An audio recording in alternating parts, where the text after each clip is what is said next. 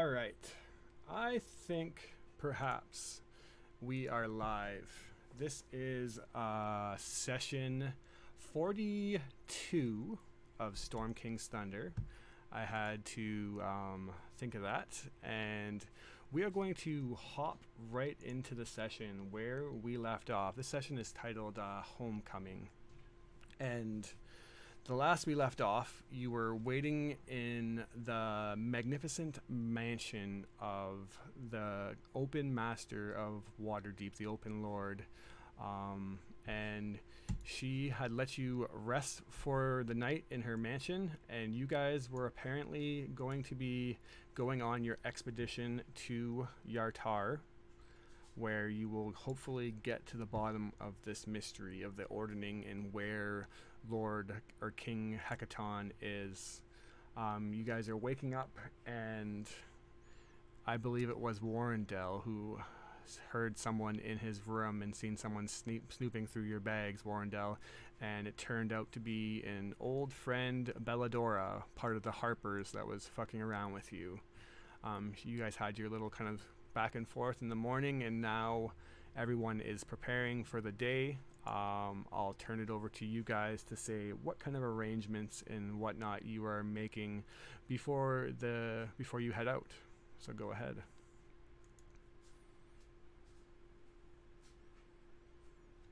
You also, for the record, those of you who aren't Warrendale, see that there is a familiar face in the form of Belladora, who you haven't seen in definitely a few 10 days from since the last. You guys seen her when you were leaving Bryn Shanders, and as you guys all kind of come to the main lobby of the magnificent mansion, you see her just standing there, her long kind of curly brown hair, deep green eyes, and she just gives you all a smile, obviously not recognizing the big new individual, but hey guys, it's been a while. How's it going? Well, wow. Hi. I imagine you always see her coming out of my room, so I'll just give the thumbs up behind her. I see you back there, and don't even think about it. You wish in your dreams, Warrendale. Another friend of yours. What's up, Mr. Big Masked Individual? My name's Belladora. I used to be the one that led this group around, kept them alive, but after we went our ways up in the north, seems like they're still able to carry on without me. I'm surprised, I gotta admit. Wasn't easy, that's for sure. No doubt about it. It usually helps to unmute when you want to talk. So this must be another new friend of yours. Not necessarily new. Are you gonna punch this one, Octavius? Depends on if she steals my friend. Is it actually true that you guys messed with Klauth? I heard that someone actually fucking attacked him. I don't think I'd use the word "you guys." It was I threw a shot. It landed. And then he got punched in his throat. She just looks dumbfounded, and she's like shaking her head and you guys are still alive. This is amazing. Like, I've left you now for just less than a month, and you're attacking one of the most powerful dragons in all of Faerun. This is great. This isn't gonna have any ramifications for sure. I'm not even really sure. Octavia would just look at her and extend his right arm and go to shake her hand, and then be like, "Oh yeah, I forgot. Quite a few things have happened since you've been gone." She looks at your stub of an arm and just cocks her eye, confused. I gotta admit, when I hadn't heard from you guys, I started to expect the worst. The last my agents told me, you were tangled up in Luskan, caught in the sails of old Kurth. You kidding me? You were messing with the king of the sails? When I hadn't heard of you from there, I just assumed the worst. Things really started going to shit after Bryn Shanders. All the different giants of the different caste systems have been totally fucking up everything. The fire giants stole an iron flask from Gauntlgrim. Hill giants ruined Golden Fields. And we've just got reports After your apparent new giant expert friend, she's looking around the room and sees Sarissa, mentioned something of a warning. We sent out agents and realized that the stone giants are doing things to the east, knocking down old churches almost systematically, as if they're up to something. We have to extend ourselves even further now. The whole world's gone to shit. Yeah, and you forgot to talk about the fact that this other giant took the new stone and the do you know the name of the other one? The night stone and the noon stone. The night and the noon stone, and put them together and made my whole life shit. I don't even know what he is talking about, but that just sounds like more than I'm ready to deal with. It's definitely been an interesting month. So Silverhand thinks that you guys might have a chance at stopping this. Is it true? Still alive. What's your go of this? Yartar? What does that place play into? Isn't that where you're from, Octavios?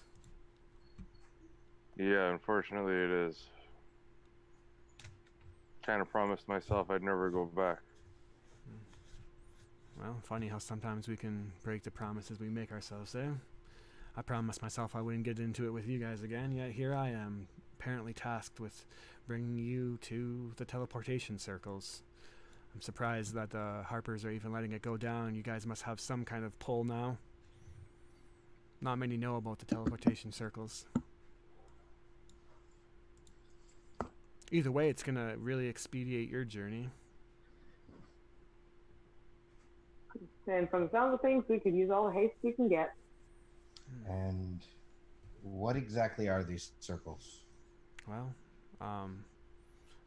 besides being circles of teleportation, she kind of looks at you with a sarcastic grin. I don't really know how to break it down for the big guy. They take you from one point and, well, and she puts her hands up, bring you to another spot. Instantaneously? Yep. I feel like, oh goodness, if it didn't waste a spell slot, I want Livy to just like, yeah, like this, and Misty Step.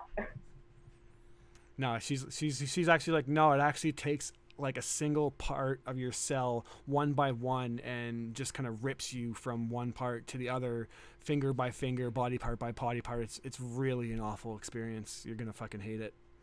I feel like you're fucking. Yes, I'm definitely fucking with you.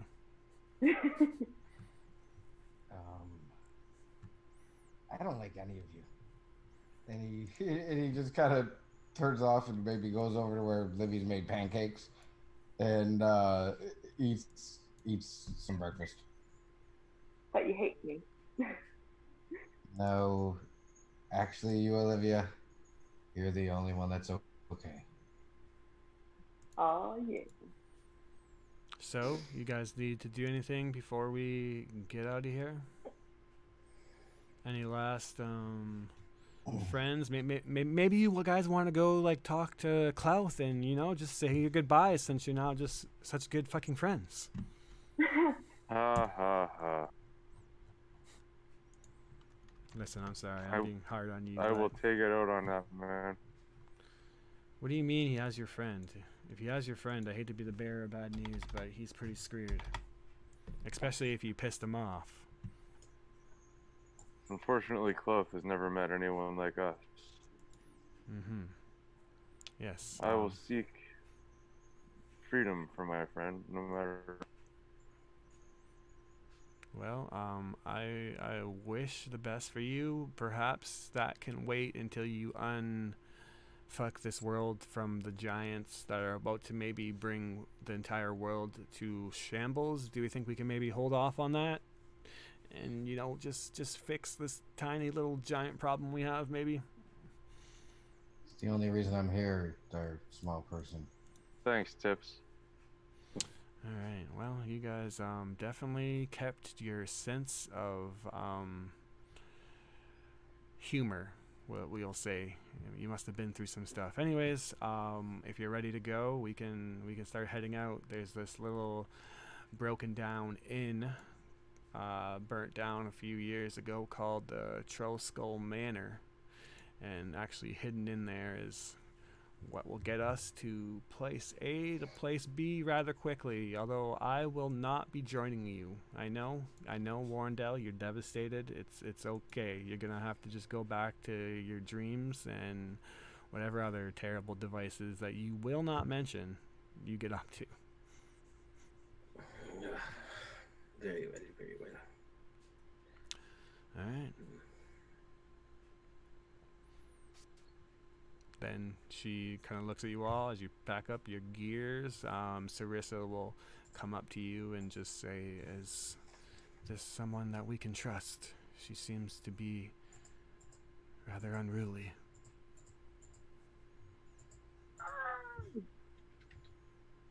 I believe from Libby's perspective, she was someone that was helpful, even though she very much messed. So she said, yeah.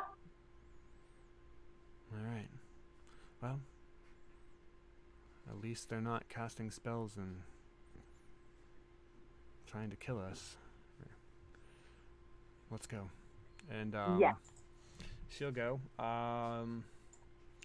You start walking through the streets of Waterdeep, and you're brought through the castle district back down into kind of aspects of the southern ward, where the Dreamwalker recently had ruined a big portion of the city, but she brings you down to an alley called Troll Skull Alley, and then brings you up.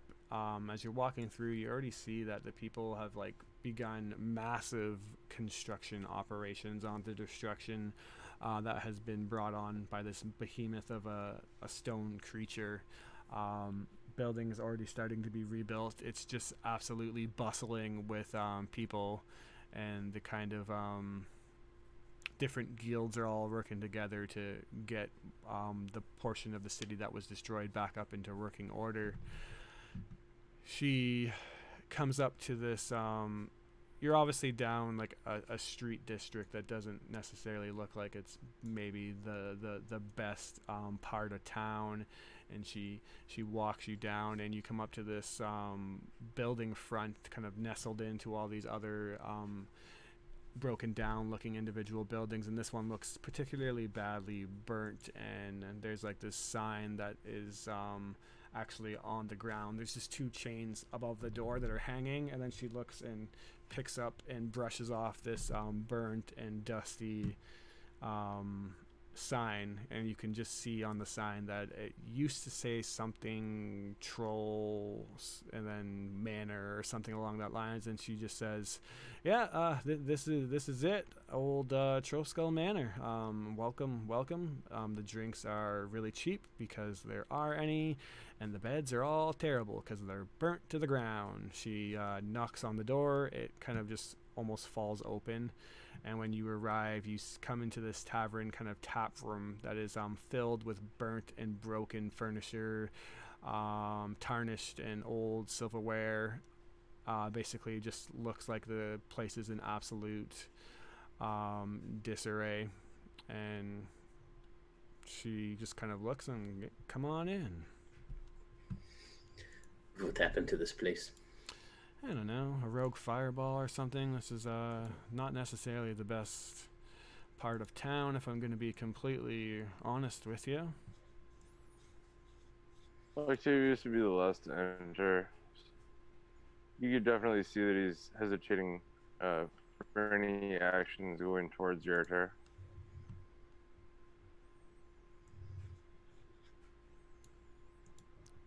There's sullen and sulking. He'd walk to the rest of the group and just be like, who really cares where we have to leave from? Belladonna, let's get this over with. Belladonna? Who the fuck is Belladonna? My name's Belladora. Get it right. Don't really care. Oh, what's with old pouty pants back there?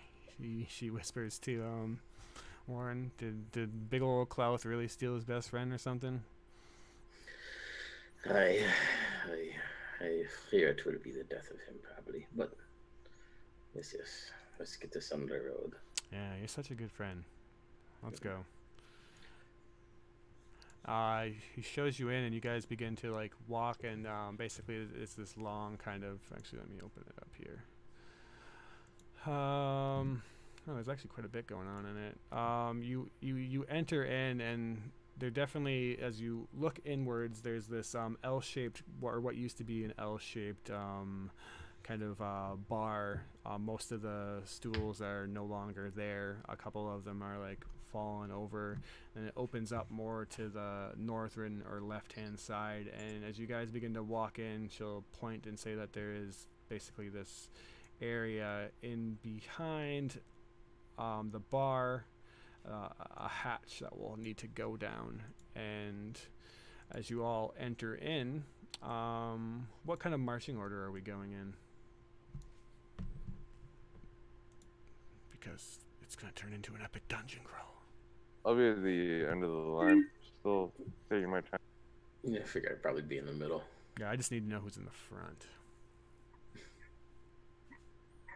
Yes, if that's the case, probably Livy then.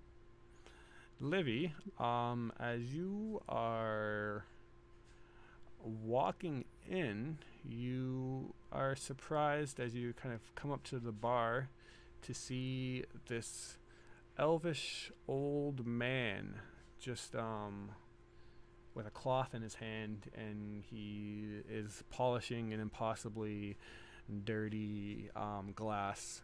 And by looking at the glass, you know that there's no like repair to this, but he's for some reason going about it. And as you look to him, you see these pointy ears. He's kind of balding. You see like a flick of my hand cast prestidigitation on the glass. To clean it? Clean. Yeah. You do that, I guess, and yeah, I guess it would probably clean it. But as you look at him, he almost seems to be glowing and see-through. And he looks up to you and says, "Oh, welcome to the Trollskull Manor. What can I get you to drink, little dear?"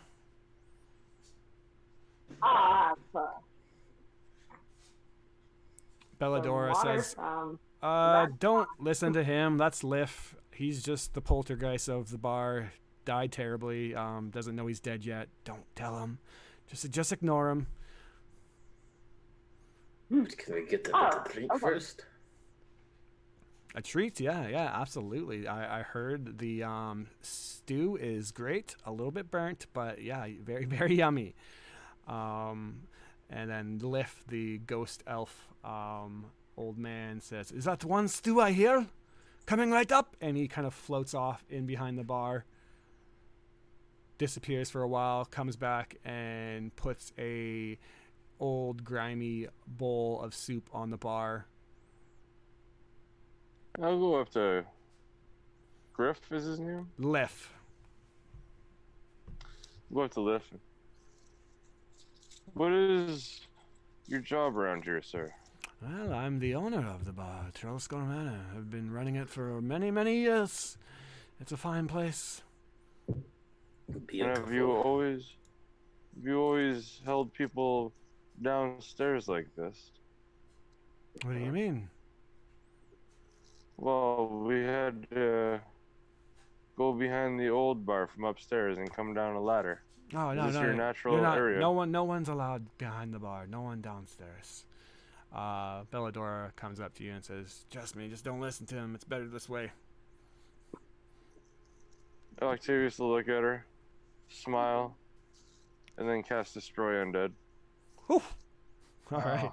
Wait. Oh, no. I'm actually going to help him. Whatever. You said you did it, so now I can't stop it. Post it in the chat. I don't even know what that is. What is Destroy Undead? Is that like a cleric ability or a spell? But if it's not, no, but it's not going to work, because if it's a ghost, it's not going to work. It has to be like a zombie. Yeah. And let me just see something here. Yeah. This is, yeah, he's undead actually. So can. Oh, yeah. all right. He's just, I've been running this place for many years. It's It's been passed down through generation to generation, and it's just a great pride. And then Octavius raises his hand, chants prayer, and then Lift's eyes just go wide, and he is evaporated away. All right, and after his apparition leaves, can you guys hear me? Yep. After his apparition leaves, the Reich just kind of looks at him and goes, "What was that for?" Yeah, All I didn't even get the souls- water. All souls left over after death are suffering. I eased his suffering by allowing him to spend his time. A in man the tried to afterlife. serve you, and you say that he's suffering. I'm not sure if you realize this, Rick Livian, but that man was dead. And from the back of him walks out his wife, who is also a ghost, and says, "Are you going to tell me she's dead?" She is still walks this earth only out of respect to you. Yes, and I think she could have helped him. to No, go I through. haven't cast her away out of respect to You you. do that will be the last thing you do. That's why I haven't done it yet. Yes. Very well, friend. Belladora And leans then into he looks at- Warrendale yeah. and is like, "Any chance this guy's related to Sunny? What happened to her, anyways?" Long story. But I think they're long lost twins or something. Man, he seems particularly grumpy too. Although I gotta admit, what the fuck was that all about? Octavius just Lift was like more of a pest than anything. But man, you guys are. Is this like your dark? Is this your dark phase or something? The dark chapter of the party's life? Because like you guys were a whole lot more fun back then. Who would have thought that I would be the most personable, funnest one of the group, eh? Yeah, poor Livy. That's all I gotta say. She does not deserve you guys one bit. Anyways, yeah, well, I guess Lift won't be a bother anymore. Good job, Mr. Cleric. She kind of says, "Right this way." Opens up the latch, brings you downstairs, and says, Actually, let me pull up what I need to pull up if I can find it. But yeah, she's just asking if there's any last requests or anything that you guys want done before she sends you on your way. No, nothing at all. Well, then. Well, Is so that a bunch of holding? You've I mean- asked like 4 I'm times and you're getting nervous that there's something we should do. I'm just honestly trying to click my links and hoping that you guys are gonna fill say something to make it better. fill And I the have a void. thing. So, with Lorian standing next to him, he looks to her and goes, "Can you send one of the villagers to see if you can find him? I think he's supposed to be here." She will nod and say, "We'll check the Celestial." Because I imagine that's where she is, the Celestial. Yeah, they come from the Celestial Plane. So, we'll check for her, my love. I'm assuming that's where he'll be sent to. And he kind of looks over at the very angry Octavius Wren these days. It goes, "I love you." And he kind of puts his head as he would have to hers. And, he maybe goes a little bit too far into it, so, or whatever. But, because he expected something to stop it, but it's not going to happen. And he looks at Belladora and goes, "Just let's get this over with." Yeah, alright. Well, it was. Let the flesh carry and Sorry, you cut out there, Mary. What'd you say? let the flesh carry and relocation proceed. All right. I like it. It was really nice getting to catch up with you guys. I think it's going to be quite a long time until I see you again. So try not to die. The Harpers have me going somewhere else with that kid. Apparently we're going on a little bit of a tropical vacation. Chult. That's where they got us going. So until next time. See you around. Try to really just get to a better spot. You guys really seem down and out. I'm sure it's been a hard go of it, but don't give up, and make sure you watch each other's backs and stuff. Yeah. And she kind of claps you on the back, Warrendale. You got it, coach. Go save the world. And she steps you forth into this. And right before we walk into the portal, if that's happening, Rick just kind of leans down real far to Livy and says, "Wait, our flesh is really ripping apart." No, it's a joke. Okay. And he kind of stands up and readies himself. You see Belladora basically just like, one moment, this is awkward, and she reaches into her pouch and just says, all right, pulls out this scroll, starts to chant a couple of words. It's a bit awkward, and she has to start over a couple times. She's really struggling with this, and normally it's not me that does this. Sorry, bear with me. Worst case scenario, one of your legs gets sent across to another plane. It should be fine. And then she finishes it and screaming at one point in her attempt, and if anyone goes like, "Holy shit, what?" And then she finishes it and just fucking with you. See you around, and you suddenly feel like you're just like punched in the stomach or something, and your entire insides are being sucked in, and then it's just a blur of lights and blackness and weightlessness as you're shifting and turning and thrown around 360 degrees and beyond, fourth dimension, and then suddenly, bamf, you are sent. God damn it, I lost my link that I was supposed to have open, to another part of the world. Let me pull up. Where'd it go? Right there. You are sent to what looks like old run-down house. It actually takes you a while to realize that you're not in the same Troll Skull Manor in the basement, but then you realize your main level, and you see some sunlight billowing into this old broken down window. And you're alone. Belladora is no longer there. Octavius will look to the window closest and look out. And as you look out, you see, although you don't necessarily recognize the exact part of town you are in, Octavius, but you recognize the kind of smells and the sounds and the distinct fortifications of Yartar. And as you look out, you're looking in the house, and there's no furniture. It's broken down and just in terrible shape. But as you look out the window, you just see that there's this beautiful flower garden, cobblestone path leading out to this white picket fence, the bustling streets of Yartar, a wagon going by with a donkey pulling it, and like an apple peddler or something, a couple of fishmongers, and the outside of this house doesn't seem to match the inside whatsoever as you're looking through the window.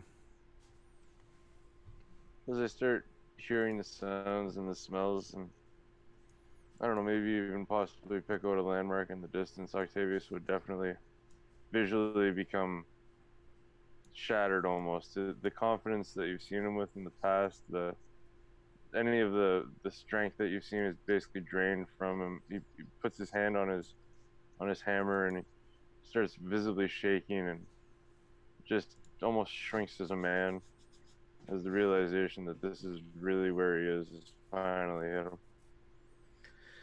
So why is it you didn't want to come here for?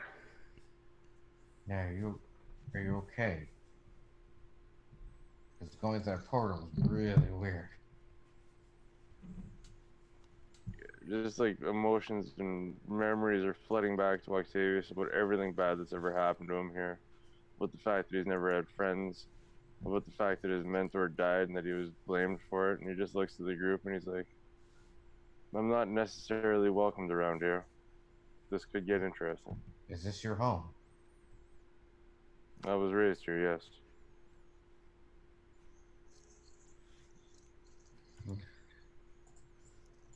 Do you need to be, disguised? Or should you be walking these streets like yourself? There's a possibility I've wanted for murder at this point here. The disguise might not be that bad of an idea. Murder. Interesting. It's almost what I kind of feel you are. My great father was murdered here. The man who raised me, the man who actually showed me love, murdered in cold blood in front of my eyes. I was the one that received the verdict of possible guilt attached to it. But by who was he murdered? By weird men with weird tattoos. Saying he was a weird mask. I do a history check to just see if I remember it, because I think over the course of the game I did realize who these people were. Yeah, let's do a history check. I'll roll a history check too to see if I can remember 45 sessions ago. Just kidding, I know everything. You better, motherfucker. That's 12. 12. So, as you think back to that fateful day on the Grand Dame with your father, Herschel Thendel, you remember them being black-robed individuals, and they did have distinctive tattoos, but you didn't get a good look. They almost looked like around their neck or something was a serpent or something kind of gripping around their necks. I think you remember thinking they were snakes, and with a 12 your memory doesn't really serve you anything different than that, but Yeah, I would definitely just pass on distinct that tattoos. random. Yeah, I'd just pass on the random information to the group. More of the Kind of how I met Saul, really. The dragon. Yes. Another one who finally showed me more than just hate and laughter. Well, if it's any consolation, I've been there as well. People always think I kill people and such things, but I can at least hide your visage a bit. Yeah, I'll dig around in my pack and disguise him up the best I can. Take some soot and make him look like he's a little scruffier than normal, and brush his hair the opposite direction. Whatever I can find, basically, to help hide him a little bit. All right, you want to give like a performance check, or you want to rationalize some other kind of check? Up to you. I was thinking deception. Deception? Yeah, I'm cool with that. I'm used to having to disguise myself. Well, yeah, still not that great, but better. All right, what did you roll? 12. 12. Cool, yeah. I mean, yeah, you put some dirt on his face, but at the end of the day, he is this one-armed, armor-wielding knight of ill matter, so he kind of stands out. Magic definitely would help the circumstance, but I don't know if you have that kind of access. Actually, I don't know.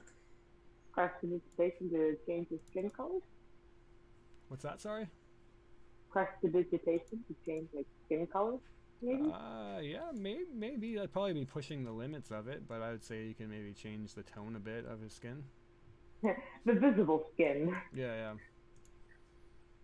I mean, Octavius, this happened a while ago anyways in the grand scheme of things, so you don't really know if, like... And you're probably, like, way more scarred, too, from all the self-abuse and whatnot. Yeah, and I also think that you were, like, presumed dead, or am I wrong? I thought that Fagolas, like, faked your death. I don't think anybody faked the death. I remember being in the group around the dead body of him, and then people pointing to me and basically running with Saul. Yeah. Oh, yeah, you're right. So, yeah, you don't really know if you're still at high or not, but you guys are basically in this building, and you see that on the nice, like, this is, it's kind of weird as you're looking out the window. It looks like this nice, like southern kind of Finnish home, very nice yellow paneled wood, white kind of shutters, and it's just this very nice looking house. And you see a man in this little old wooden walking chair. He has this straw hat on, and he's just sitting on the porch rocking back and forth. A couple kids go playing by, running down the street, and you hear him yell out, "You get away from my fence! Don't even come near, you little rascals!" And they all kind of just like torture him for a bit, like go back and forth, like, "You shut your mouth, old man," and touch the fence, and then run away. And you hear him going like back and forth, like, "Don't make me get out of this chair." All right. Well, And he's sitting on the patio just outside of the door of this house. yeah. What Reich would like to do is take a minute and hold his weapon out in front of him, and that's now been imbued with the spirits of his ancestors. And he concentrates it on for a little while, and the mall side of it kind of glows a bit. And I cast Augury to know if in the next 30 minutes you know how that's going to work. Yeah. Wheel or woe, basically. Wheel, woe, nothing, or mixed. Wheel and woe, or so it's wheel and woe, wheel or woe, wheel Yeah. and woe, or nothing.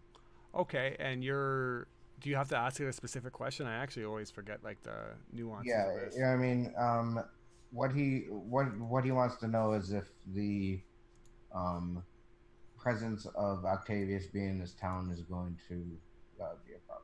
Oh, it is definitely. I don't know. Maybe you can tell me how this symbolizes. Get creative with it, but it is pinging all sorts of wheel and woe. It's a mix, Yeah, it's a mix. and it's strong feelings in both. Okay. I'm going to tell you something. I spoke with my ancestors, and I believe that there are going to be some that don't really care who you are in this town. There are some that really care. So, this little transformation you did, as bad as it is, actually might save your ass here. Well, hopefully it won't deter us from our mission of saving the Ordning. But yes, I think can't we should guarantee do it. as much as we can here as quickly as we can. The You know, I of- think we should just put his head down ashamed of the situation. Are you ashamed of it? Very much. You're ashamed that you weren't able to save your people, like I wasn't. I am ashamed of much more in my past here than just that. But yes, I wish I could have saved my father. It's a very complex situation. Well, he was actually trying to go for the leadership of this town, and I know he was assassinated. I have no idea why. So there's definitely unfinished business, but my fear of this place definitely made me never want to come back. Interesting. You're a very interesting man, Octavius Rohan. I guess we all have a story.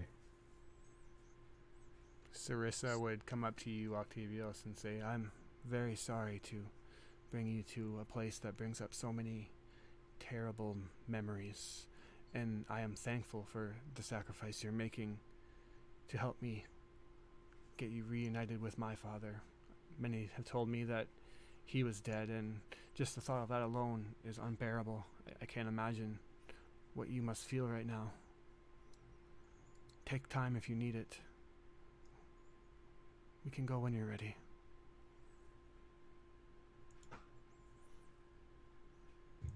Time is not on our side.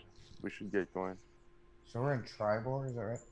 No, you are in, sorry, why is it on Triborg? It is Yartar. Like just to the right of it. I will sync the view Oh, there we so go, there that we go. you see it better. No, it's right to the right of it. I see it. Yeah, I just pulled up the map. Sorry, I don't know why. It was just something to look at. It popped up while I was clicking through links. Because I know the Sword Coast, so now I know where. Yeah. Well, Well, So this looks like a southern town that we would know as people, but kind of country living. So it is situated on the fork of two rivers, the River Serbrin and the Desarin River. It is kind of a barge building operation. A lot of fishing off of those rivers. It is a fortified town. I don't know if you would actually know this, right, Livian, because you're pretty far. No, I know. This is far, actually, now that I look at the map from where you're from. Oh, like everything's far from work. Yeah, exactly. But there's a lot of farmhands, fishermen off the rivers, and kind of stuff like that. It would be actually, let's make a history check. Anyone that, honestly, everyone but right, Livian, Octavius, you can do it at advantage since you're from here. If you want another history check on just what it's all about, the hokey pokey. A 9. The rolls are not in your favor. That's kind of appropriate. And No, even the advantage is horrible. Yep. And 16 on Warrendale.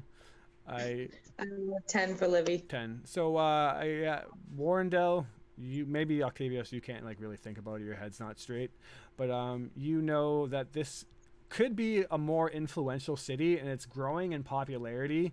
But you hear that there's always like these crazy kind of internal squabbles between rulership or water baronship. The people who rule the city are called water barons, and there's always some kind of like political thing uprising going where the person who is in power gets uprooted and sent out for all of these shenanigans and scandals and whatnot. So it could be a much more bustling city and successful city, but it's always like every other couple of months their water baron is being thrown out of seat, and it's just like a really politically scandalous kind of city. Unstable. Yeah. Other than that, with a 16, I don't really know how much more you would know about it. I could info dump the entire story of Yartar, but I'm not going to do that to anybody. Yeah, I would give them the quick rundown of everything I knew. That was important anyway, but. Mm-hmm. All right, so I guess it's up to you guys what you do next. Sarissa just kind of stands by you. Octavius. As I search this little hovel that we're in, just a quick glance around, see if I can see anything out of the ordinary for something so out of the ordinary itself. You know, like I know the inside of the house and the outside of the house are different. Yeah. But is there anything on the inside of the house that would give us an idea on how to get back? Possibly, maybe another. Yeah, you see you're Like, standing on. You see you're standing on. You're muted. I'm muted? Chris the muted man. Oh, really? I don't remember muting myself. You see that you're standing on a teleportation circle. It's actually like a rug seems to be like thrown out of the way, and as you look over, it's actually like as if like a wind storm swept it up and blew it against the wall, and it's kind of tangled up in a desk right now. And as you look down, the runes are slowly beginning to fade. I guess probably by now you've been standing around for a couple minutes. Most of the runes and etchings on this teleportation circle have faded out, but yeah, you definitely see where you came from.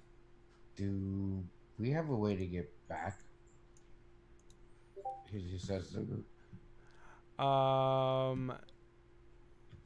You didn't ask that.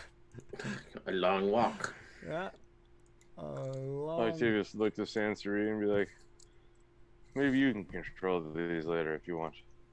I mean, I can use the Warm Skull Throne and teleport us right back to Maelstrom, technically. Perfect. That'll work. Yeah. Now that like basically the way my teleportation works is anywhere that I've been, I can teleport to. So I guess we do have a way back. Yeah, so we've been there, so you can go back, right? Yes. So then what is the next step there, Princess? I mean, I am in very uncharted territories. I was really hoping that you guys had a plan, if I'm going to be honest. We must at least get to the gambling boat and start there. Maybe we can track down something there. Do you want to make an investigation check, Octavius, if you're like puttering around the house and seeing? Yeah, definitely. Let me know what you roll. That's a 6. 6. You find like this really old picture frame that you swear it was someone that you recognize at first, but no, definitely not. Just basically you found nothing. Sorry, that was a really weird way of. I just check picture frame and be like, meh. Yeah. Then I'd say that the gambling boat is at the docks, and I believe I could probably get us there. Yeah, you definitely could. If you were to step out, you know that Yartar isn't that big, so like you could I do everything to avoid my temple, though. Yeah. Okay. So is that what the plan is? You guys begin to head out and open up the door just as the old man in the rocking chair is, "Get your damn fish away from my fence! I don't want to be smelling that shit all day!" The fishmonger is kind of setting up and just like, "Colbin, I got a freaking permit. I can be here if I want. You get your fucking ass out of here, you little bastard!" He begins to yell. You guys open up the door and he looks at you. His voice drops down several octaves and he says, "Greetings. I was not expecting anybody. Who has sent you?" And his voice does not seem to match his looks at all. You see like this dingy old straw hat wearing, wrinkly faced, this massive underbite, big upper lip chewing on a thing of straw, and then there's just this deep kind of youthful voice coming from him. I'll just say we come from Waterdeep. Very well. Well, don't be ruining my ruse here. See yourself out a little more quietly next time. Don't touch the fence, eh? Ruse. He winks. What ruse are you holding up, sir? And then he says, "What? I didn't hear you. No, I'm not interested in buying your shit. Get out of here. Get off my lawn."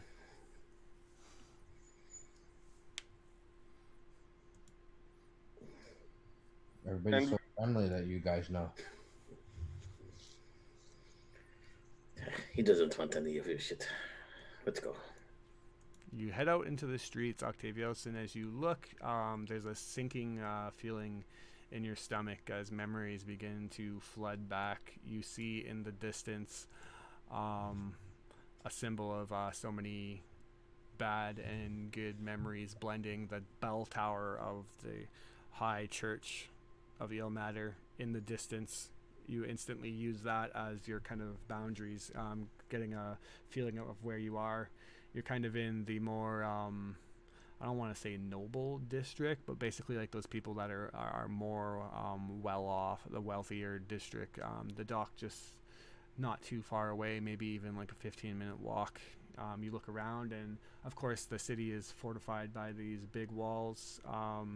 The smell of the riverbank and the nice, I think you're actually more south than that. I haven't even thought about this, but the weather is probably still wintry, actually, now that I think about it, in this district. As I think of the calendar that I haven't even thought about in a while, it's still probably winter, but it's much warmer down here. There's less snow. The yard that you're in is like upkept to like an unreasonable proportion. Like there's somehow flowers still growing. There's no snow on his yard at all. And you look around, and several other houses have made a similar effort to like upkeep their yard and whatnot. Who do you think that guy is? Or do we have a clue? Who knows? As you're walking by, I imagine like the fishmonger is packing up and getting out because he's just tired of the harassment, and he says, "That's old man Colbin. Crude son of a bitch. Grumpiest old feller in town, but a lot of money. Some say that he used to be a sailor. or something. Others say a wealthy businessman. Nobody really knows. He just sits there all day and yells obscenities at the children and makes a fuss about everything. That will be me someday. Goals. Absolutely. And Ren will be sitting next to you if a dragon doesn't kill him. I'll be standing on the dragon's head. So, Octavius, you have a choice to make now because technically to get to the Dock District, you would have to probably go past the church. But if you really want to avoid doing such a thing, you could definitely take the more scenic route and just kind Yeah, we're definitely taking the long way. And even when we end up at our destination, anybody who would put together where we came from and where we ended up would realize that we went around in a very large circle. Yeah, absolutely. And as you're walking through the streets, you notice that it is a whole lot busier than you remember. A whole lot more commerce, merchants, and people coming and going. You don't know if it's just been a while, but you remember the winters around here being rather kind of like slowing down, but it doesn't seem to be the case at all. And everyone make a perception check as you're kind of walking through the streets and whatnot.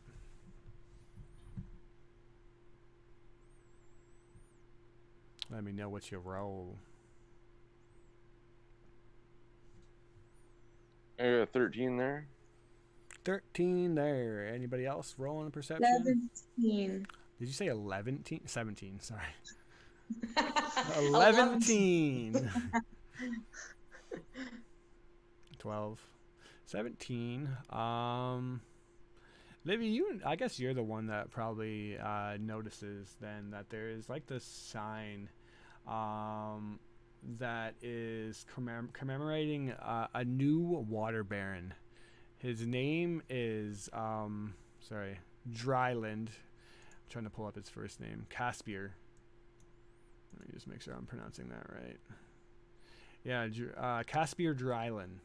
Apparently the new great water baron of Yartar, and there is a poster saying that he's going to make Yartar great and bring it forth into a new, bright and shining future. And you see a couple of these signs actually posted around, pictures of him. He's this older, plump-looking man. I actually have a portrait of him, although this portrait is hand-drawn instead of actually an actual picture of him, but it's like a crude drawing of that individual with an octopus and all on his shoulder. Okay. And yeah, he's apparently a water baron of the city for whatever it's worth, Livy. You're the one that notices that for whatever reason. Yeah. I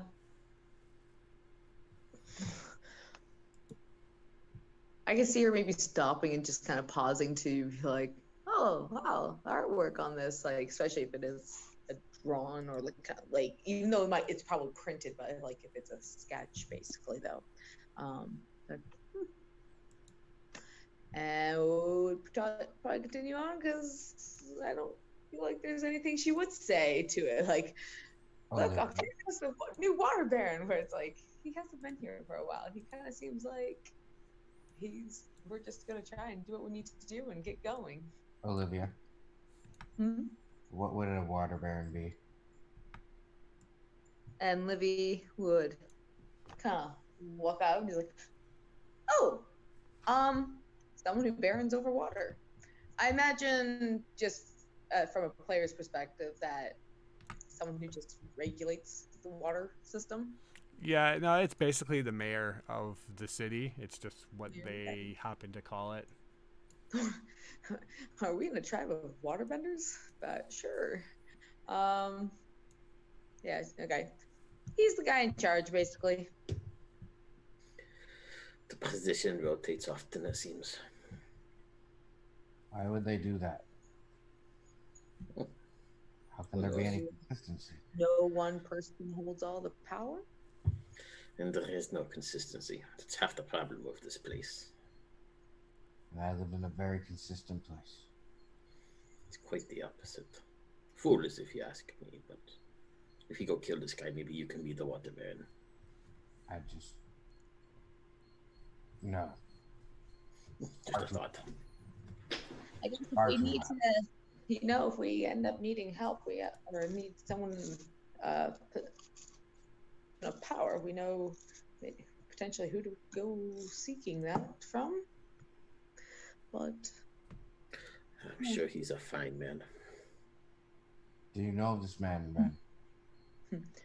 Does No. the name ring a bell, Pavios? No, Octavius would turn and look at the poster, and his eyes would just get angry.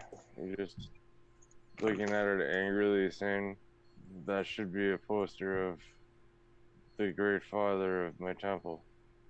But no, Caspian Dryland, huh? Don't recognize the name, but I would just be staring at it with steel daggers coming out of my eyes. Now, just to clarify, Dan, the player, doesn't remember the name, or Octavius Wren doesn't remember the name? Dan, the player, doesn't remember the name. All right. With your 12... It's been 45 sessions. Yeah, I figured. That's why I just wanted to make sure that you weren't trying to lie to the party or something like that. But with a 12 history check, recalling your memories, Dryland is the actual owner of the Grand Dame, and one of the things that you remember was the political race was between the current Water Baron Nestra, which was the female apparent friend, or once friend, scorned lover of Herschel, your High Father, and then it was your High Father Herschel in another running, and then Lord Dryland was also another runner-up, and your father was heavily favored to win, but it was apparently pretty close between him and Nestra. Alright, well, I would definitely relay that information to the group too, then.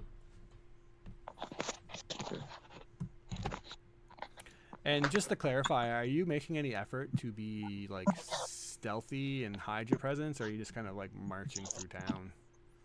No, I would definitely be hiding my face, but still trying to get to the destination. And what about the rest of I'm the group? sure it wouldn't be a strong hide, but I'm not so sure how we can hide a man that's almost 7 feet tall. Yeah. Yeah, probably just moseying along. And be focusing on her prestidigitation. They will never notice. Man, I'm just I'm walking close to Livy, asking a million questions of what all these things are. And she's happily. Oh, well, that's that, and this is that. Yeah. Well, this is just. I know it sounds a little bananas, but that's just kind of how I grew up, and I never really thought about that. That is kind of weird. Yeah, why would they need to put a fence in front of their home to keep out who? And it's less than 3 feet tall, maybe. I think that one comes into play when there was one too many people who just didn't care about boundaries. Stepping on each other's lawns and... You guys are walking through town, and the route that you take, Octavios, takes an additional 10, 15 minutes, and there's a lot of childhood memories coming up. Does Mr.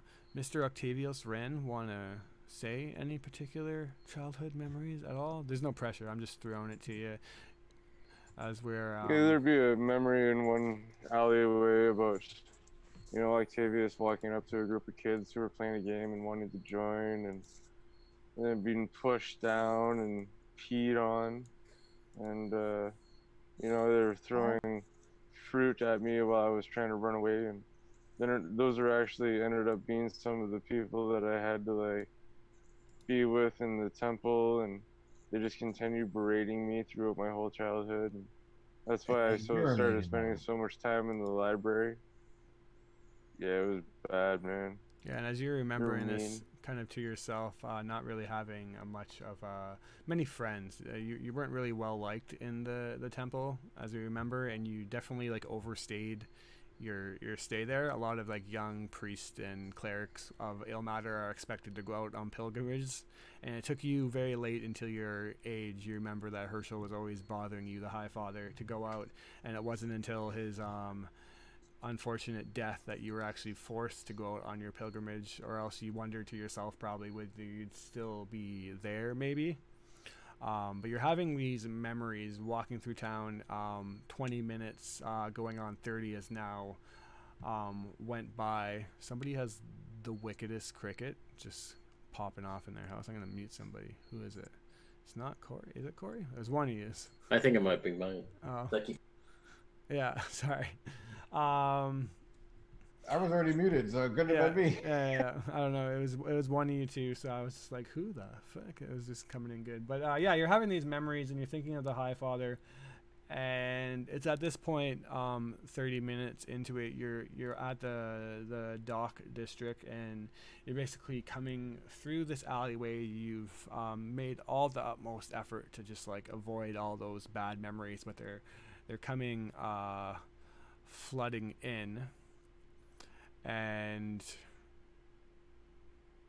then you see the dock district of this town. Basically, there's this bridge coming from one side to the other, connecting the other part of the city. There's these two rivers that fork through, and you see up in the distance, kind of on this icy, partially frozen river, but there's still a lot of traffic going through it. So it is still upkept and not completely frozen over. You see a bunch of different boats, and you remember actually walking this exact dock as your High Father was giving you a lecture on the delicacies and intricacies of politics and how putting on a good face, and I don't remember what the exact words were, but it's kind of just going through your head as you remember that just over there was dwarfs talking about something stupid, and it's almost like you can remember it like it was yesterday.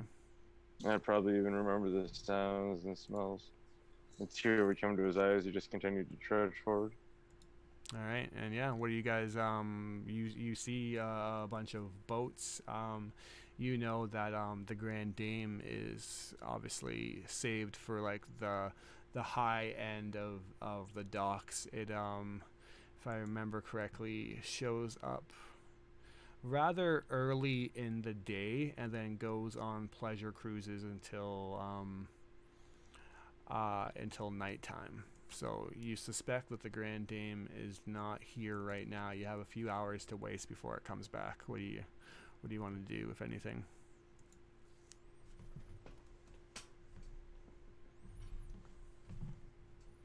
Yeah, I'd have no idea.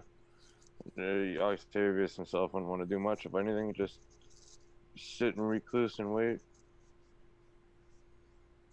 But it's up to the group. what do we need to do to get on this ship? Is it like an invite only, or can we just hop aboard and gamble our life away?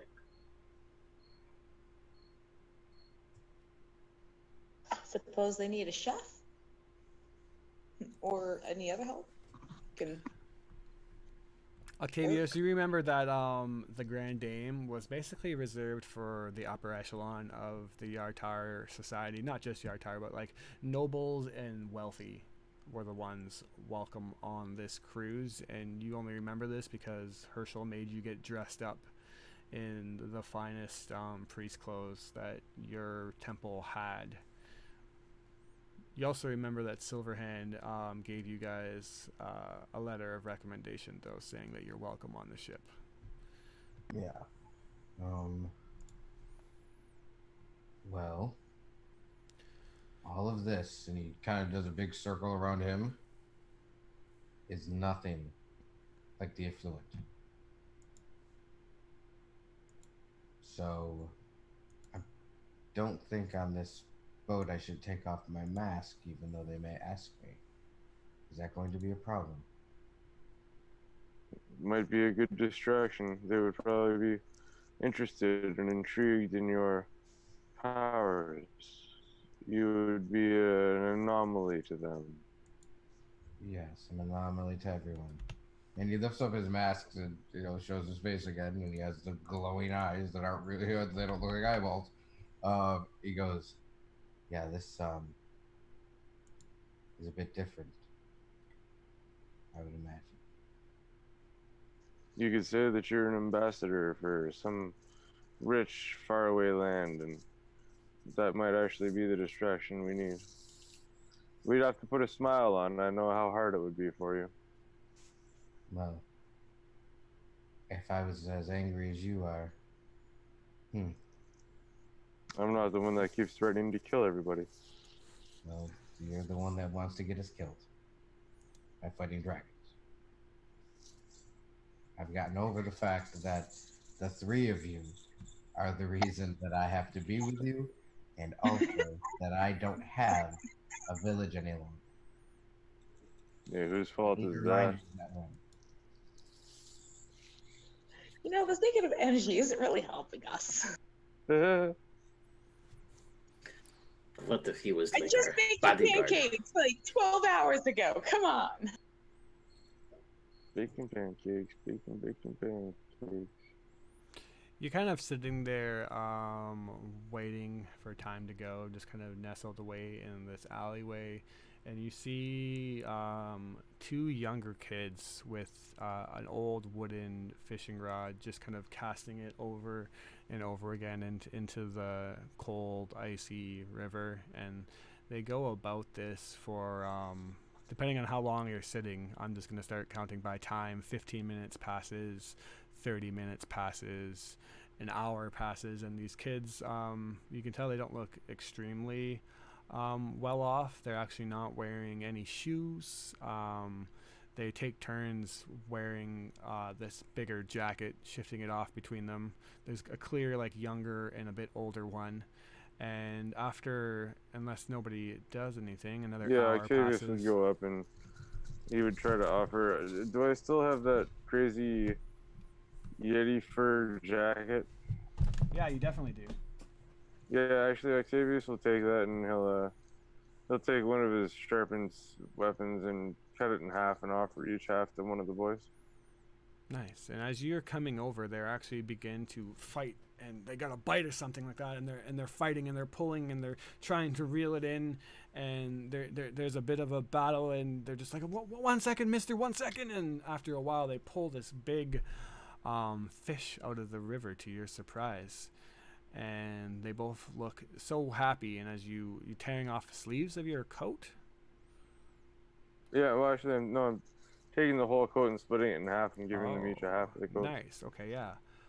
That's a fine Yeti coat that you're just tearing up. That's like the Gucci brand of Bryn Shanders that you just split in half. But It's not these boys' fault that they're poor. Yeah, absolutely. And they're dumbfounded, and really, you're gonna give that to us? Well, it'll help you stay longer to catch more fish. Can we? I don't know how to thank you. Can we give you this fish, mister? No, take that home and feed your brothers and sisters. I'll be fine. One of the kids go in to give you a hug, wrap their arms around you. Thank you. You don't even know how much this is going to help. And they'll pat it on the back. Absolutely.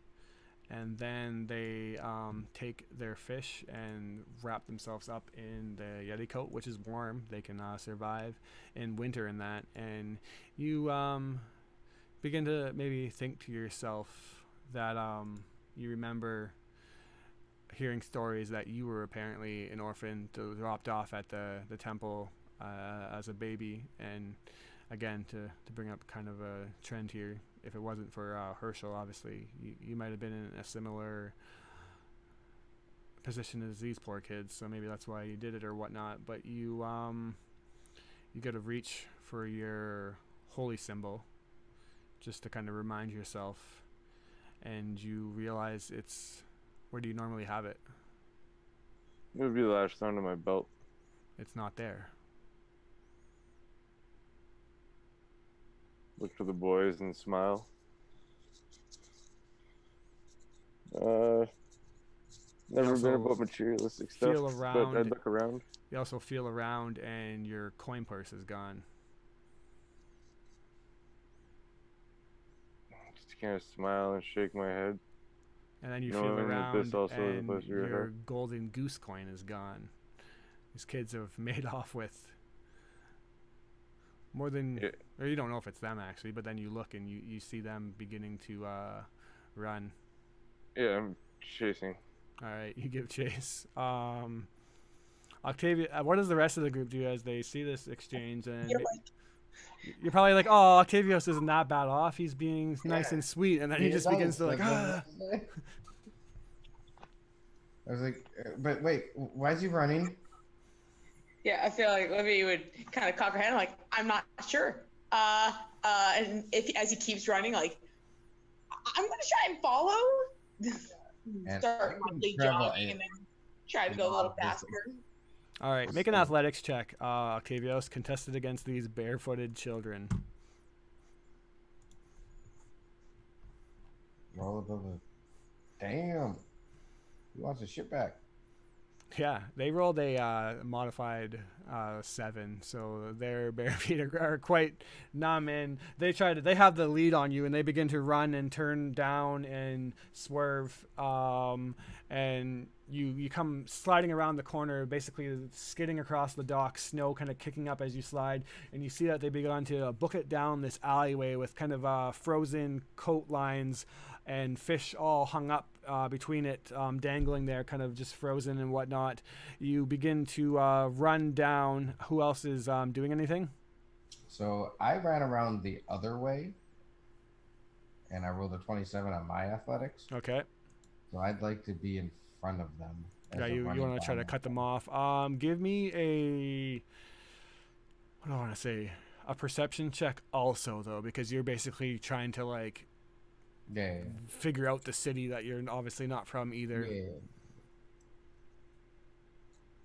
Yeah, I don't know. Yeah, so you are fucking bolting off, and like you're trying to cut these kids off, and then you run, and you're like, wait, did I go a couple alleyways too far? And then you're looking around. Suddenly there's streets. Where the hell are the docks? You hear the river, and then you run back, and you see that you're like a couple of alleyways over from where you started, and you make it there in like record time, but you definitely don't find the alleyway that cuts them off. Octavius, you come running through, batting through. You see the kids running and huffing and puffing. You knock away a couple fish that are batting into you, a frozen blanket and whatnot, and you come down and you see that you have them cornered. They're heavily breathing and sorry, sir.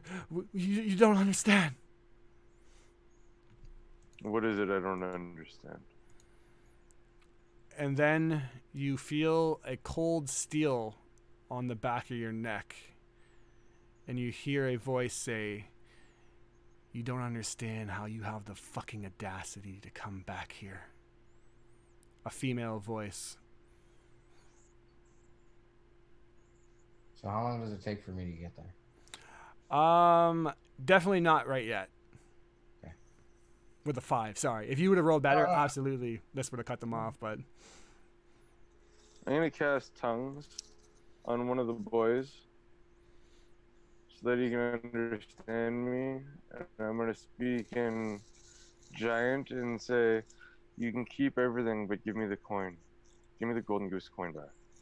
I'm going to ignore the person with the seal against my throat. And you're speaking in giant. That's But I interesting. cast tongues on him so he can understand me. Yeah, alright, let me see something here. Tongues. What kind of components are gonna...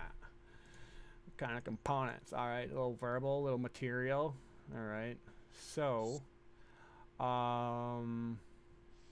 without your holy symbol, I don't think you'd be able to cast it because you need a material and you would need some clay. So, tongues doesn't go off.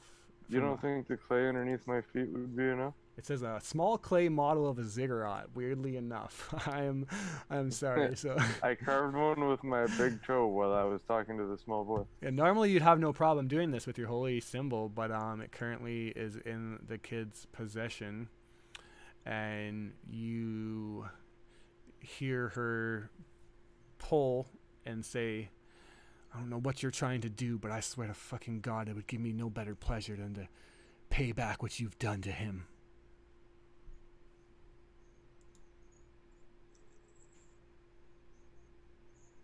Octavius will just lower his head. The kids actually drop the stuff and just, Miss Hannah, can we go now? And you hear her bark out, I thought I told you not to say my name, idiots. Yeah, get out of here. I'm gonna cast Sacred Flame and out of my cantrip list and burn the coats that I just gave them. All right, I suppose they deserve that. They drop all your stuff, by the way. They just left it there. That's cool. Yeah, Okay. Yeah, you burn their coat. While this exchange is going on, what is everybody else doing? You can make another perception check, right, Livians? Livy. Livy's hopefully catching up. All right, perception check also with an athletics check. And Warren. Athletics, okay. 11. 11. All right, yeah, you're it's definitely not fast anymore, but you're gonna make your way there shortly. Yeah, I mean, he just doesn't know where the fuck he is. Yeah. He's lost. There's so many fucking alleyways on this dock district. How dare they? Like, how is anyone? Why do so many people need so many alleyways? Yeah. Do you want a perception check? She got 12 for perception and a 7 for her athletics. So Okay. she's hopping and I don't see anything. Yeah, I mean, it's up to you, Warndell, if you have a better idea, but I'm just saying you're trying to find out where Octavius went. He bolted off, and Reglivian bolted off even faster than him, but he went the wrong way. So now he just comes bursting out of an alleyway and just, like, comes, like, barreling through. He's caught up with, like, fish and, like, blankets held on him, and he's looking around, and he's, like, literally only, like, 2 alleyways past where you guys left off. And then you guys all kind of begin to look together, following the footsteps and obviously slide marks of Octavius. You're able to track him, although with the roles that you guys have, this exchange between this new person and him are going to continue on a bit longer. And she, I'm going to say with the name Hannah being said, you can roll a history check at advantage.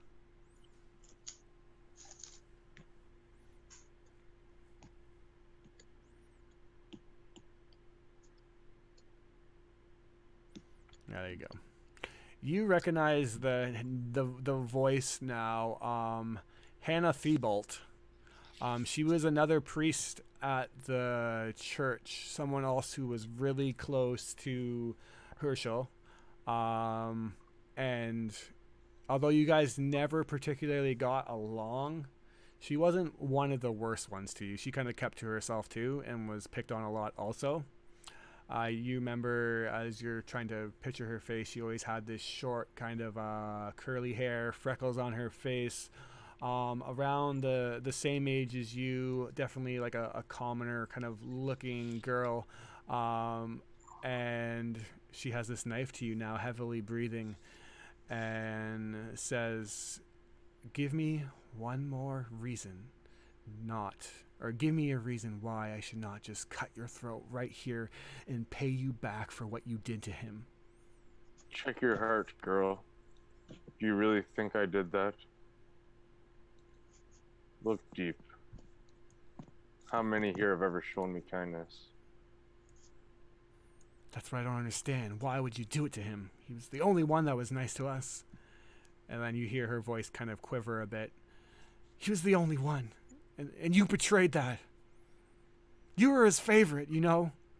Why do you think I betrayed that? Why do you think I would do this? It's the same question I asked myself every day. What was your answer? I don't know. She spins you around Then now. maybe You I look her in didn't. the eyes and she's teary. She now holds the dagger at your face. Tell me why. I sat there and watched him die, and I did not yield the knife. It was more hard on me than you can ever imagine. Make a persuasion check. Yeah, I'm having a hard time not killing her. Ooh, that's a 15. Who killed her then? Who killed him? They said it was you, a part of Nestra's grand plan. It was said that she paid you off so that she could rise to power. She was the only one that was close in the running. But now she's arrested. Win? No, she was exposed for her scandal, proven to be someone in cahoots or planning the murder. That's not the word she used, but. And think about who won. Keep thinking about this. Put it together. What are you trying to say? He was murdered on the ship. This is when the rest of the party comes around now. Finally sees some girl with a dagger to Octavios's neck. Hey! And I would assume that Reich comes around the corner first, and he's all Reich looking. And he has a put mask up a hand on. to stop them. You know, like I'd see them and just be like, no. Are you all right, Ren? I'll find out in a minute if I will be. You think? She's really small. She is really small. Yeah, and he kind of cracks his knuckles. I made no motions to disarm her though. Yeah. I'm good with this dagger to my throat. Just give me the word, Ren. As you guys are talking, she's kind of like, you know, I can hear you all. I could kill him where he stands in a second before you even make a step here. And you'd be dead before you even tried to slice, man. Yeah. You tell yourself that, Shouldn't outsider. come to that. Look at me. Really? Search your heart and tell me I killed him. I don't think you did. You're too stupid. Then why don't you help us find out who did? Come with us. She does know you, Ren. It's dangerous that you come back here, you know. Things are different now. They're not like when you left. And if anyone besides me and my sisterhood knew that you were here, you guys aren't even making an effort to hide yourselves. Colt's had word to us within 10 minutes that some outsiders were here, and then we watched you, and you guys aren't even paying attention at all. You know, if one of Dryland's men seen you. It's kind of what I'm counting on. I heard that you escaped. Was forced out more than likely. Feared for my own life. I had to run. Well, you shouldn't There's have come nothing back. holding me back. Things I didn't want to. Things aren't as you remember. Things have been going on here. We've been trying to figure out what's going on, but whatever it is bigger than us, and it's moving quick. People are disappearing for days at a time and then just coming back like nothing happened, but they're not the same. What Look is to the that? group. We shouldn't talk out here. We should find somewhere quiet, somewhere where Is people the aren't knife watching. still to his throat? No, she's put it down now. Yeah, pick up my stuff. Sorry about the kids. They're harmless. They work for us. I remember, I don't know if anybody else does, but I remember when we got the Yeti fur coats, Octavius actually took 2. So I'm going to pull the second one out and I'm going to split it in half and I'm going to be like, well, then give it to the boys. Double coat rip up. That's some high level finesse right there. Oh yeah, you gotta love it. All right, I'll make sure I do. Although I'll tell you right now that it's just the front. They're actually not as bad off as they seem. They're really good actors, though. But anyways, we should talk elsewhere. We have a front. It's called Winter Winds. It's a really expensive clothing store. Apparently, you like wearing more expensive things by the looks of that coat. So maybe you can do a little shopping as we go in. But I'm no longer with the church anymore. It's changed since you have left. It's not what you remember when Father Herschel passed. And I'll have questions about that when we get to where we're going. yeah, and she begins to take you, and you enter in, and you see a street sign, Winter Winds, this fine clothing store. There's a bunch of nicely knitted winter jackets of types. None of them are as even remotely impressive as the amazing Yeti coats that you guys all adorn. And as the store owner comes up, this man wearing this kind of bow tie and vest with a striped shirt and this curly kind of mustache, he sizes you all up and begins pestering and bugging you on what to buy, but makes these comments on how impressive your jackets are. He's never seen a finer make Yeti coats. Those are amazing. But Hannah shoos him away and says, "We have business," and brings you into the back. And you push through a bunch of coats and racks of clothing and open up a kind of hidden door. And there is just a small room with a table around it, and engraved in the center of a table is a hand, all 5 fingers spread, and in the center of the kind of hand is an eye. It's very Illuminati-esque, I guess, but you guys can make a history check on the symbol if you want. I'm going to only say that, again, the 3 that would make sense. And she sits you down and says, "We have a lot to talk about, but first I want to know why are you back? It must be big."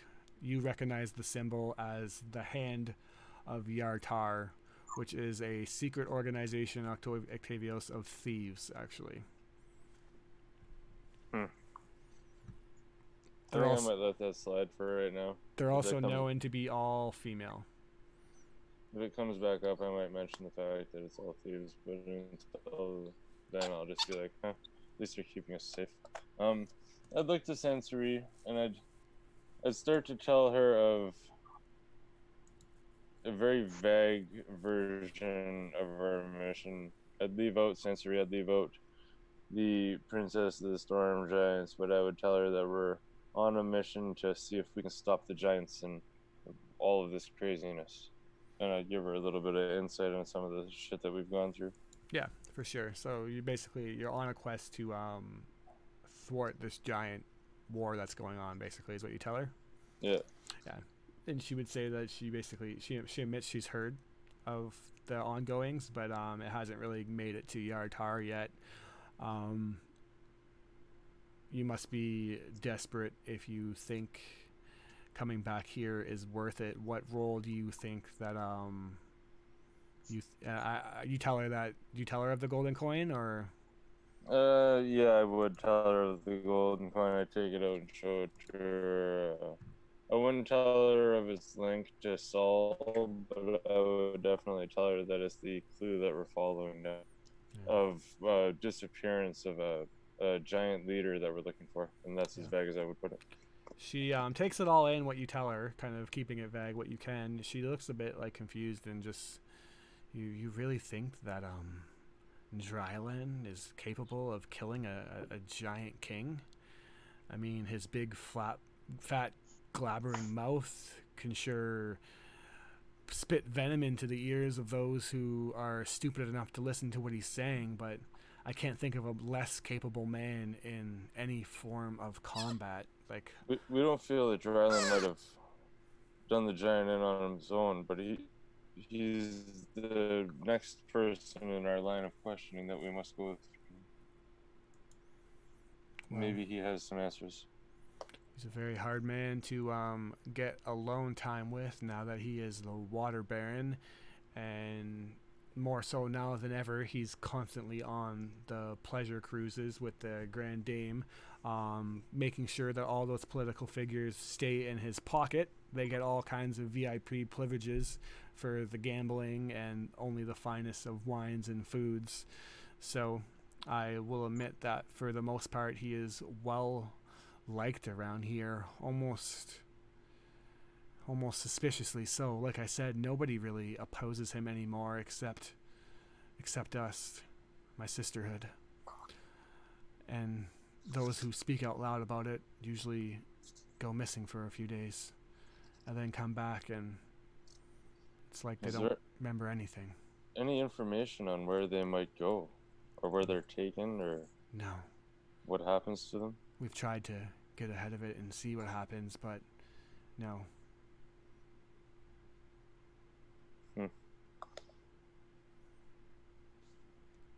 These are my friends. I'd introduce the group. I'd be like, we've been through many things together.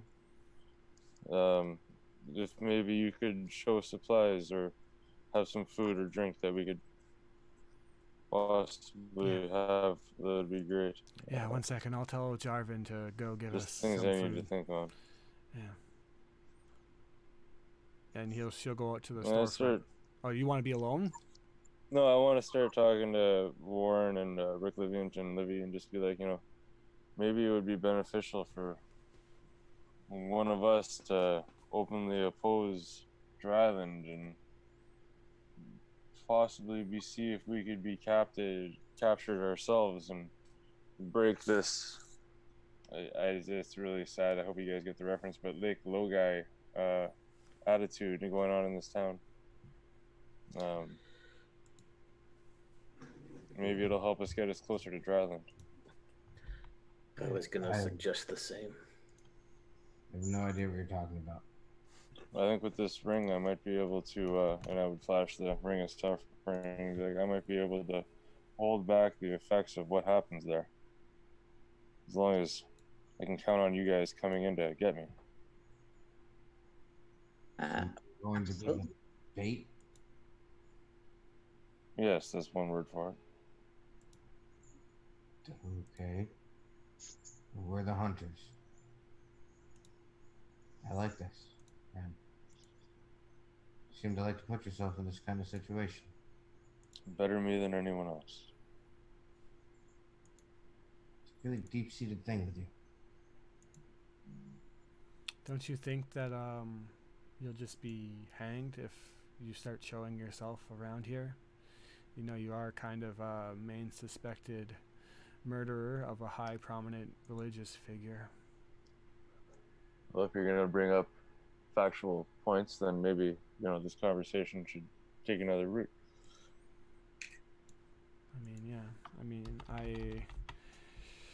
I've kind of learned a couple of things now that I picked up a secondary job opposed to just being a priest of Ilmater.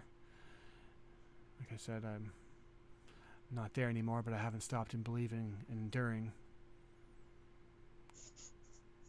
Bear this burden to hopefully one day relieve whatever is going on here from the others that are suffering. Even the church, Octavius, there's something not right about it. If you watch them, they give out sermons and religious pamphlets, but the prayers, they're all wrong. They're changed. Subtle things. You're muted. Do you think we could infiltrate the church? What do you think the best step next is? Maybe I could take the church back. I'm not really sure. The operatives that we do openly oppose with or try to strike out with small raids, it's never really worked. We had a very large guild, but now we're down to just 10 of us. Some go missing and come back and don't even recognize us anymore. Others just never come back at all. Octavius would have a odd sense of confidence from the group he's traveled with for a while. And he would just look and say, "Well, how do you think we fix? How do you think we can change what's going on here? Wow. We need to do something." One thing that strikes me as weird is that nobody has benefited from this more than Dryland. He seems to be the center of this. When he took over as Water Baron, things started to change around here, and normally change like that, people get in an uproar about, you know how it's been. You've probably seen 5 or 6 Water Barons come and go. He's been in power now for months, and not even one person is making a deal about it. Everyone loves him. No matter what he does, he just goes out on his pleasure cruises all day and doesn't even really baron over the town, and yet everyone is still happy. I think at this point I'd look to Warren and I would look to Rick Livian and I'd be like, how do you guys feel about possibly posing as rich, influential people and seeing if we can get you on this boat? Maybe either that or look at Warren and be like, go back to the captured plan and we'll all can come and get you. Or the fact that the leader of the other town said that we have free passage, why don't we just use that? I won't be able to go on the boat with you, I can't imagine. What if I told you that I have ways of making people not look how they're supposed to look? Like I said, I've been doing more than just being a priest of Ilmater now. I've learned a couple other tricks. And she gives a smile. Yeah, I'd definitely up for taking down Ryland. Maybe she knows the schedule of the boat when it's going to be back. She can maybe has a little bit of influence on, she getting goes her fiddling past around the tables and pulls out a bunch of charts, and it's like she was waiting for this moment for someone to come along, and she starts rolling out plans, and it basically goes into this like what's the word? This montage of like an inner heist setup, and she starts to like plot out all the things. Like at the beginning of dawn, all of the potential workers show up to Captain. Where'd it go? Had it in front of me just a second ago. 1 second, guys. Sorry, I'm like buried in links right now. Here it is. Captain Neville Storn. Those who want to show up and work, there's about 30 plus different people working, looking for just shipwrights, cooks, everything. They all show up at dawn, and the captain picks out who's going to be hired on. Most of them get fired and tossed overboard before the shift's even over. It's one of the hardest jobs. There's rowers, there's chefs, there's servers, there's car dealers, there's everything you can imagine. And then after that phase is done, all the nobles and political figures begin to show up right around 9 a.m. They load up the ship, and then they set sail out onto the Desarin River until dusk. Once we're out in the river, if we can get on the ship somehow, we'll only have to deal with the hired defenses of Dryland, and like only so many people can fit on the ship. One particular individual we'll have to watch out for is Pao Ming. That is Dryland's second in command. She's apparently an arcane-focused individual. I remember her. But there'll be a whole lot less people to deal with out in the middle of the river than ambushing them in the middle of town, where you can call the whole city, and then needless people will get hurt. I don't know what you guys can pose as. You said that you have a special invitation. I can tell you right now that Pao Ming runs a very strict no weapons, no armor. It's all taken from you at the beginning of the cruise and chucked into her bag. And only if you're going to be a visitor or a guest on the ship, only the highest noble-looking individuals. Luckily, we have Jarvan, who would be more than happy to make you guys look the part. And then me, she goes and starts to point at an alchemist set. I think I can whip up something, Octavius, that might make you look a little different, more than just on the surface level. it's up to you guys how you want to go about this. Octavius is starting hatching a plan. Certainly. Sorry. No, you go ahead. Looks like I could certainly pose as a chef. I can make really good pancakes. I don't know if that will be suffice, and I don't necessarily want to be thrown overboard either. I feel like if we can get somebody working on the ship, a couple of us posing as dignitaries, and then one of us, hopefully, getting weapons aboard the ship in the river, we might stand a chance. Mm-hmm. Clearly, I'm a noble. I would have said the same thing, my friend. And I guess then that would make me your My bitch. You say that to me. Oh. I will never be your bitch, Morndell. You're only pretending to be, don't worry. Sarissa says that although I'm sure the customs are a little bit different, I've always been raised as nobility back at the Giants at Maelstrom. I'm sure that I could probably fit in a little better as a dignitary from a faraway land than as a worker. Not to sound like I'm not down for getting like in it and dirty, but I just am not a very good cook. Yeah, that's the first time that woman that we're talking to has heard that she's the fucking giant from Maelstrom. Yeah. He left that out intentionally. Yeah. And Hannah's like, did she just say she was raised by giants? No, it's okay. Don't worry about that. It's innuendo. Yeah, it's metaphor. Yes, my parents were giant nobility forces. She begins to stumble on, like one of the biggest. You wouldn't know anyways. Sarissa seems to be like almost caught up in herself and just looks to you all, to probably giving her the look like just shut up, and she just closes her mouth. Give her a wink and a big thumbs up. You covered that really good. Yeah, sure. So, we have Warren wanting to post as nobility. Livy going to be trying to show up at dawn as a cook. What does Livian want to do? Yeah, I'm gonna go in as security. Well, I'm apparently Warren's bitch.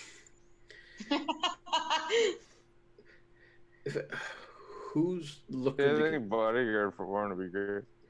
Yeah. Who's looking to get weapons on there? Are you Octavius, or because I have greater invisibility, can make somebody invisible too. Well, I was thinking maybe I could pose. Yeah, we could either do that, or I mean, I could like wait in the river in a little boat and pretend to be stranded, so that hopefully the gambling ship. I don't think the gambling ship would stop to save me, though. To be honest, I think they'd be like, "Ah, fucker." Hannah says the gambling ship definitely would not stop to save you. Lily would bring up the possibility, like, what about, so they take the weapons, is it magically sealed away? Because I could just summon my weapon at will. Yeah, she would say she doesn't know a lot about Pao Ming. She is a rather secretive and not forthcoming individual. She mostly stays on the ship. I'm going to roll right now to see how much she actually knows about her. Pretty high, I do remember she's very dangerous. Yeah. I don't need weapons. She would say that she puts the weapons in a bag of holding, which I guess would send it to another pocket dimension. So I don't know if you can actually summon your weapon through pocket dimensions or not. That'd be something to look up with your ability. If the weapon... it might have to be on the same plane as you, which I could be wrong, so I would definitely read up on that if you can, or I can look it up while you guys are talking. But she would say that all the weapons are taken away and locked away magically. She would say that Pao Ming is very studied in arcane, and if you're going to just try to straight up use magic, she might see through it. Well, what about his disguise? Will she see through that? Well, I'm hoping that with a little bit of this, and she starts to tap on the alchemist set, and my disguised abilities, that we'll be able to make it a bit less obvious. Of course, minor magic is allowed. People are always kind of putting forth fronts on this ship. That's not unexpected. it could be that he's just hiding a hideous scar or something that wouldn't be frowned upon. It's just that she might know. I'm hoping that with my disguise kit, I can make him look quite different. And then she said she'll also admit that she's going to whip up a potion of disguise self. So double kind of effect going on. A little bit of magic, a little bit of not magic. And then she'll like ask if she could pull off your, I don't know, are you wearing a helmet, Octavios? No, I don't wear a helmet. Yeah, just like run her hand through like your probably dirty and matted adventuring hair. I'll look at her longingly. Just say like, it's probably time that we give you a cut anyways. You look absolutely disgusting. All of you are going to need to be cleaned up and at least fitted properly if you're going to get on the Grand Dame in any sort of fashion. And Reich kind of sits down in front of this person and takes off the mask. I can imagine this would be a problem. And he looks directly at it. Yeah, I mean, that's definitely, she kind of like staring at your eyes. She almost like goes in to like poke it. You blink every time she almost pokes it. Yeah, that's definitely a little bit weird, but you know, it could fit. People are extravagant on these things, and a glowy-eyed, 7-foot-tall barbarian, shouldn't say barbarian, but beast of a man probably isn't the most obscene thing that's going to be on this ship. Have you ever seen an Asimar before, my friend? I don't know. No, what are you talking about? Asahu? But I am. And okay, are we going to do this thing today? The ship's not here today, so if anything, best case scenario, you're gonna do it tomorrow. But I'm imagining that maybe you guys are going to want to come up with some plans off screen. No. I understand that. So Reich deploys the wings out of his back, the celestial wings. I don't think that there's going to be anything stranger than I. She steps back and obviously looks impressed. All right, yeah, that is something that I have not seen. They last for a minute. I can't make them go away. A minute? Yeah.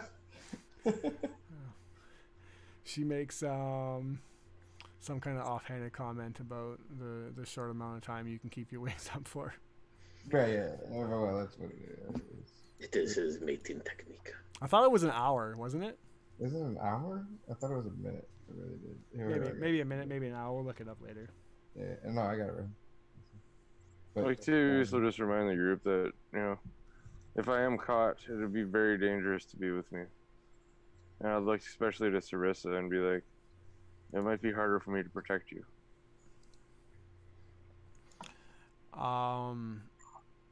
She would lean in and whisper that if worst comes to worst, don't forget that I am fairly capable of handling myself in such small and delicate surroundings. Yes, Just a warning, my lady. And you know, it's been 10 seconds or whatever. I can't make them go away. I didn't know that. And it is a minute. So I make the wings go away. Cool. Yeah, she says, I appreciate the concern, but she's basically saying like, I'm a fucking giant, so like if worse comes to worse, I'll be a giant. So my responsibility to protect her. I just wanted to give her a heads up. I want to get to the bottom of this, and if this man has something to do with my father's kidnapping, then I'm ready to take the risk. That's what I came here for. I appreciate it, my brave knight, but we're in this together now. I probably would imagine that, you know, this girl from my old temple's probably like, kidnapped your father. Who the fuck are you? Yeah, exactly. She's like kind of like peeking in and trying to hear the conversation more, but you guys are kind of whispering to yourselves. But she's also quite keen, and you would notice probably Warrendale, I guess, would be the one that might notice that she's also reading their lips as they are talking in whispers. Definitely pretty keen. What is your name, girl? Hannah Thibault. Okay, Hannah. Well, my name is Right Liviant, and I believe in the ruse that we have to play here, I'm going to be the security for the little one right here. Mm-hmm. Would that be something unaccustomed on a boat such as this? Not unaccustomed, no. A lot of people parade around their big security just to make them look even more intimidating. I would maybe hold off on the wing thing. That's a bit much. But glowing eyes, that could be cool. Fantastic. You would definitely draw some attention, though. If there's one thing that Dryland does like, it's the potential of getting into the pockets of new, rich individuals. He constantly is trying to bring foreigners and faraway people so that he can spread his reach even further into the world. So if you're going to make an impression, be ready to talk with him. Well, I'll be very honest. I'm the only one left for my region. I'm So I sorry. don't think he'll be very interested.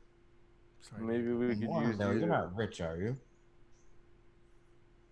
Who? Me?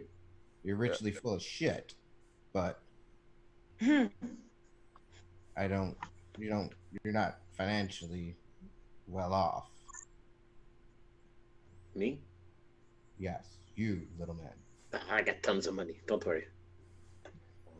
Okay. It's also with this. What do you have? I imagine you show her the Silverhand invitations, which she would know who Silverhand is. Anyone from like Faerun, or I guess probably not anyone, but like from cities like this that would trade with Waterdeep, she would know that Silverhand is. So like basically, you guys are going to have to. Those that are showing up as nobility with the invitation are basically going to have to come off as like pretty rich and mysterious individuals, especially with that kind of invitation. And that word, so like that word that someone was a personal guest of Silverhand would make its way around the boat pretty quickly. Octavius would look to Warren and he'd be like, I have 100 gold, 270 silver, and 300 copper.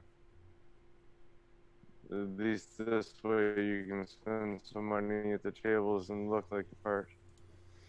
She would also Maybe I'll chime try in. to get a job as a dishwasher in the kitchens. She would chime in that no real money is ever exchanged on the ship. It's all given to Pao Ming, and then she exchanges it for the golden goose coins. And that's what you gamble with. And then at the end of your journey, you give the golden goose coins back and are exchanged real money. Where does Pao Ming keep the money? Also in her mysterious magical bag. Ooh, and I would look to everybody and I'd be like, maybe that's the transformation I should take. And then I could pop out of the bag of holding with all the weapons. So Corey's gonna say there's no oxygen in a bag of holding. Coins don't need oxygen. But And Octavia's friends do. Pro strats. Whatever. IQ 300. It would have been a great idea. So yeah, I think. Do you guys have any other questions for her? Because that's probably where we're gonna end the stream for the night, with you guys thinking about what you're gonna do, and then we'll. I feel like Livy would make mention if like, okay, is this actually a secure place? Like, if I were to leave, like, say my weapons here, because then they wouldn't be in that bag of holding, and they're probably be on the same plane. Yeah, that would definitely would work. She would say you can definitely leave your weapons here if you have a way of getting it back on the ship. I'm not sure what Pao Ming has installed, but I think that would probably work. That's very interesting, and I imagine you show like the weapon phasing from one hand to another or something like that, just to show it off. Yeah, like gets up, walks across the room. Ta-da! Rapier, Maiden's Garden. Now that could be useful. she smiles. And I'm gonna be very honest there. I know. She'll also I'm happy to share my rapier with anyone who would like to wield it. she'll tell you that it's I'm- probably too dangerous of her going because she's a pretty prominent figure in the city. You guys would have the best chance. Although obviously, if you are forceful with her coming, you could try to tell her that. But she would be voting to sit out and maybe watch over your weapons and making sure. And then your guys' job would be cornering Dryland somehow and figuring out what the hell is going on and maybe finding something to incriminate him and get him out of office. But we're not wanting to kill this man. Are we? I mean, that would technically still be murder, so that would be the second account of murder that Octavius would be charged with in Yartar. So it's up to you guys how you handle it. You don't really know what this guy's Kill done. everybody on the boat except Dryland. Then he'll know we're serious. Just kidding. Heist. Storm King's Thunder. It was very. Boat That is heist. definitely not what Octavius would suggest. But yeah, I think that's something that we'll think about in between sessions. You guys can discuss it in the group chat. I definitely recommend coming up with things, but it seems like Livy's going to be a cook. Octavius is going to try to be also a worker of some kind. And then Sarissa, Warren, and Reich Livian will be the guest of the Grand Dame as we try to get to the bottom of what is going on in Yartar and what role the Golden Goose coin plays in this quest. We will end it. Thanks for playing, guys. One thing that I do want to shout out since I have this time in the closing and I always just kind of like bumble around and say peace out and end the stream is that tomorrow night our very own Warren Dell, aka the Coffee Bean GM, will be running an excellent, it is tomorrow night, right? Yeah. Yeah. Excellent new campaign that has some really awesome players. One guy in particular, he's ginger and has an excellent beard and top-notch player, some say. So you should maybe go check out the Coffee Bean GM and see what those players are getting up to because he is running a little intro to the Descent to Avernus. His own little kind of made-up prologue, and then eventually we'll be getting into that. So again, the Coffee Bean GM, Mr. Morgan Grover, wonderful DM. Check it out if you guys have the time. 8 p.m. Eastern. Other than that, thanks for playing, guys. See you next time. Peace out, everybody. See.